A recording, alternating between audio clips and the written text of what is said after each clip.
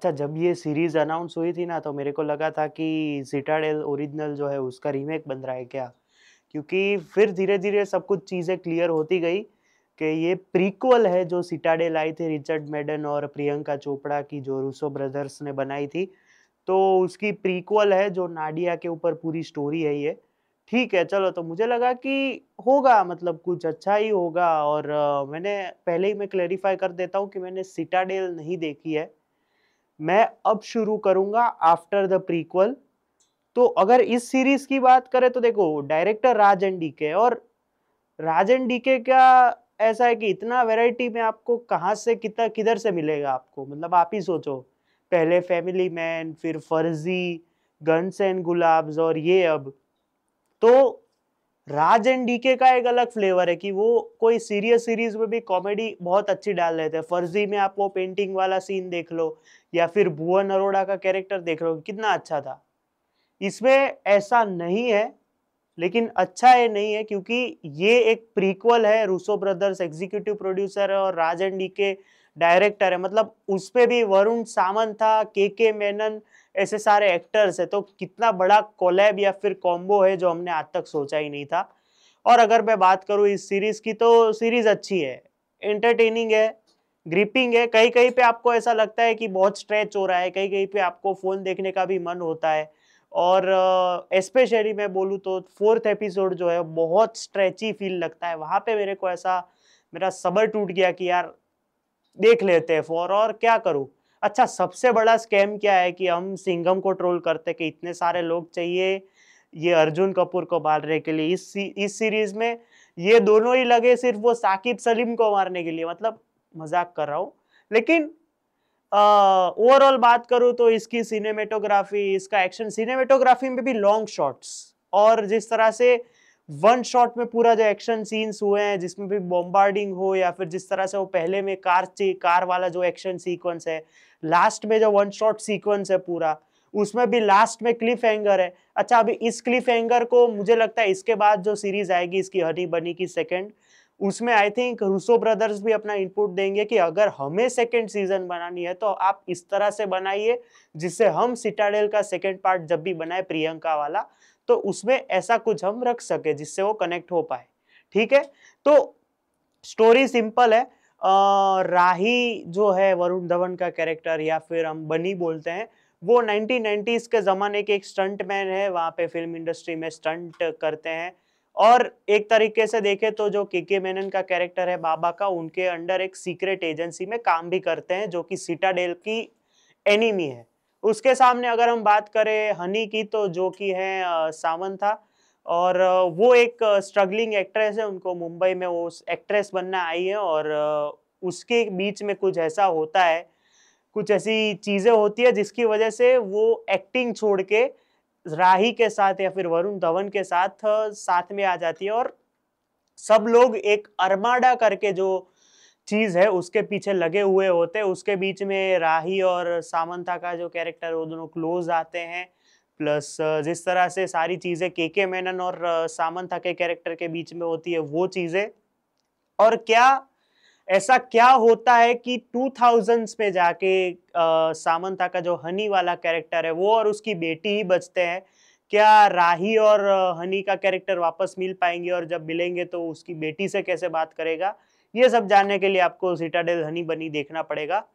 इसमें अगर सबसे पॉजिटिव पॉइंट है तो सबकी एक्टिंग। सबकी एक्टिंग इतनी बढ़िया है कि आपको कहीं पे भी ऐसा नहीं लग रहा कि ये फेक कर रहा है बे।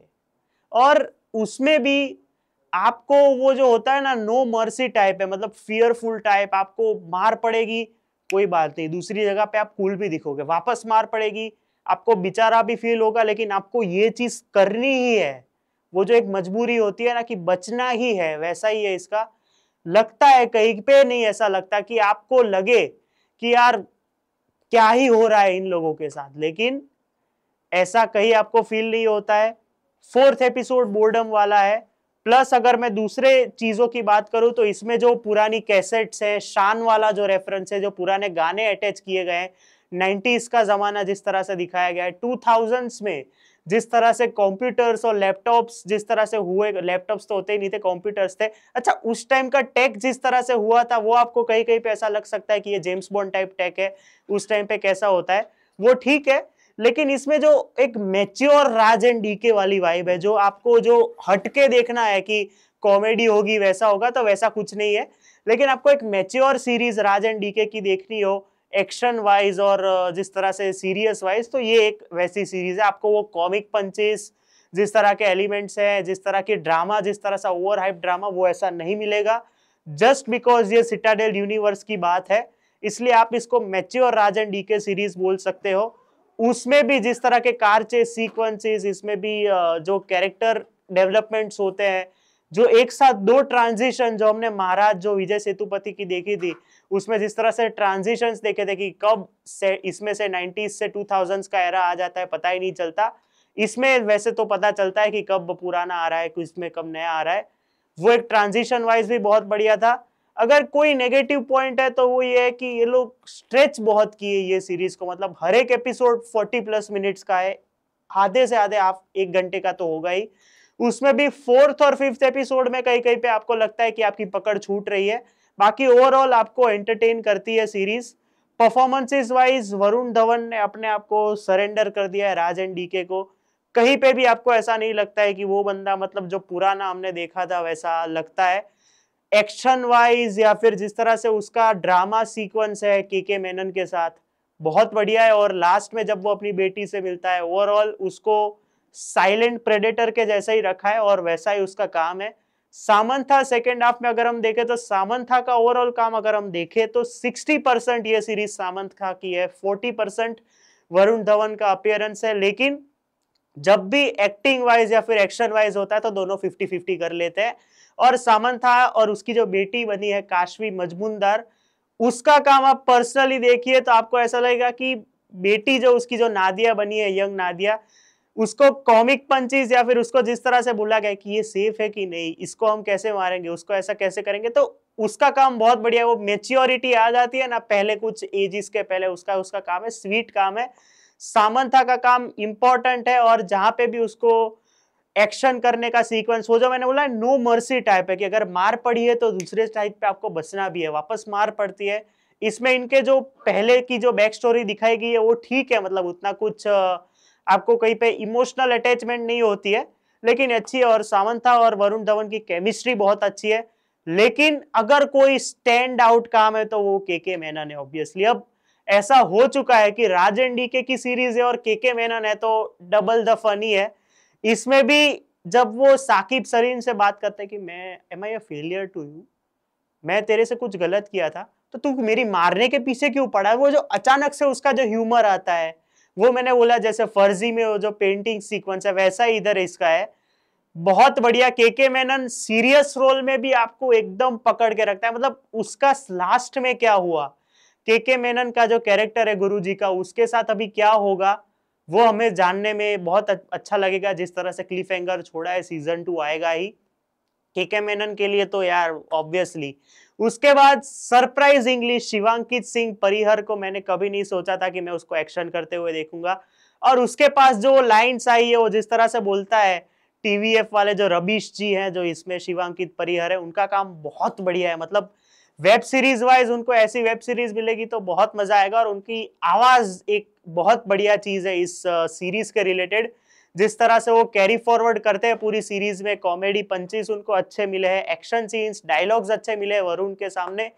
सेम विथ सोहम मजूमदार और शिवांकित की सामने सामने वो जो फनी बैंटर है, उस टाइप का बैंटर बहुत अच्छा है, देखने में भी मजा आता है। सोहम मजूमदार को आई थिंक कबीर सिंह के बाद हम वापस देख रहे हैं। इसमें भी उनका एक मैच्योर काम है, जो सपोर्टिंग चाहिए होता है वैसा उनका काम है, अच्छा है। और साकिब सलीम का सरप्राइजिंगली अच्छा काम है, कहीं पे भी आपको ऐसा नहीं लगता है कि ये ओवर एक्टिंग कर रहा है। उसको उतने डायलॉग्स भी नहीं दिए, लेकिन वो जो लास्ट में जो उसके रिलेटेड जो ट्विस्ट डाला है वो बहुत घटिया था एक तरीके से अगर हम बोले तो सिटाडेल ओवरऑल एक one time watch enjoyable series है। राज एंड डीके की तरफ से एक मैच्योर सीरीज है। अगर आप सिटाडेल प्रीवियस वाली देखें तो आप मुझे कमेंट्स में बताइए कि आपको ये वाली या फिर वो वाली कौन सी बेटर लगी। सेट करके रखा है सब कुछ सीजन 2 के लिए। एंटरटेनिंग है, और एक्शन वाइज जो वन टेक सीक्वेंसेस हैं, जिस तरह से वो लोग, उन्होंने गाली भी रेयरली रखी है, तो वो भी एक अच्छी बात है जो कंप्लेंट रहती है वेब सीरीज में। एक्शन सीन्स या फिर ड्रामा सीन्स, स्पेशली के मेनन के वरुण और सामंथा के साथ, बहुत बढ़िया है।